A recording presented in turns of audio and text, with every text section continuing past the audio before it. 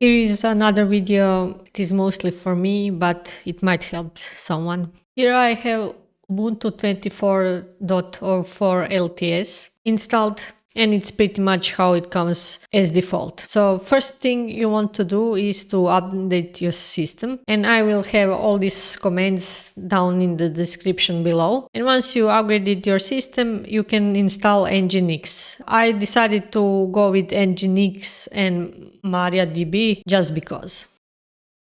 So once ngnix is installed, you can check the service if it's running. So it should be enabled. So it starts when your computer starts, and it should be active and running, so you know it's running in the background. Next thing you want to do is install PHP. After PHP is installed, you can install your database, and this will be mariadb.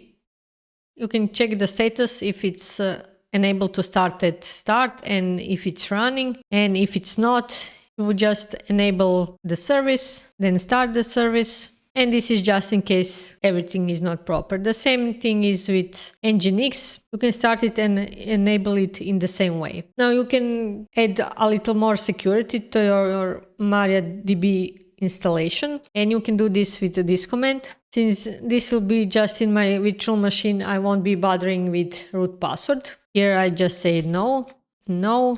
Yes, remove anonymous user. Yes, to disallow remote logins. Remove test database, yes. And reload privileges, yes. Now when that is done, you can just log into your database. And here you want to create a database. This is the name of the database. You can give it a name whichever you want. Just remember what it is, because you will need it. Then you need to create a user. Also, you can name this whatever you want. Password, whatever you want. Just remember what it is, because you will need it later. Then you give privileges to your user to have it on your database, and then apply privileges and exit the database. And now you can just install the WordPress. You can go to this folder, which will be your root folder for your website. Get the latest version of WordPress. Then unzip the file. Now you should have this situation in your folder. So latest is your WordPress installation. This is unzipped. So you can now remove latest or zip file. I will move context of WordPress to HTML folder, just so I have a cleaner situation. And then just remove the directory. And this is how your HTML folder should look like. The next thing you want to do is create a config file. You can just copy the sample file and then edit the file. So here you put the name of the database that you created in the previous step. For me, that is bpdb. Then you enter your user and then password that you enter in your database. Then you just save the file and quit.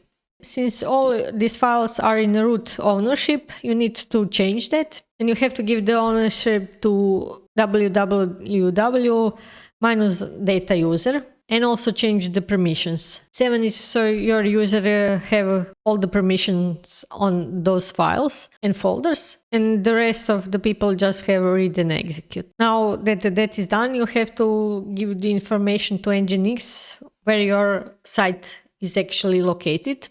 And you can do that by editing this file.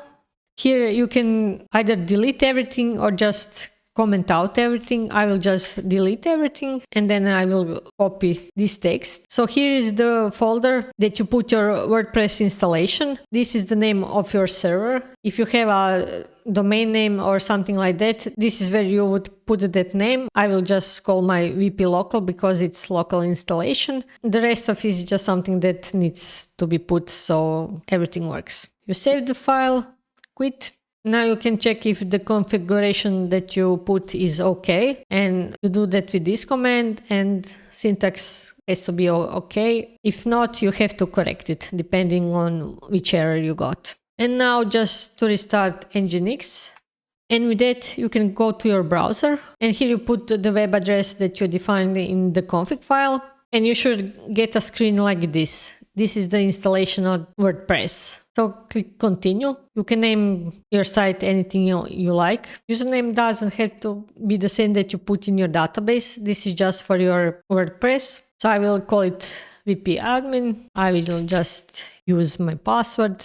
You can enter your email, and usually when I'm just working on websites, I just discourage search engines. Of course, you should turn that on when you put your site to actual production, and then you just click install WordPress. And this is it. You enter the name of the user that you created on previous page, you enter the password, and you log in. And this is the page that you get when everything is installed properly. And now you can edit your site just as you want. I won't be covering creation of WordPress site because there are a lot of guides that you can find whatever you want. And that's all.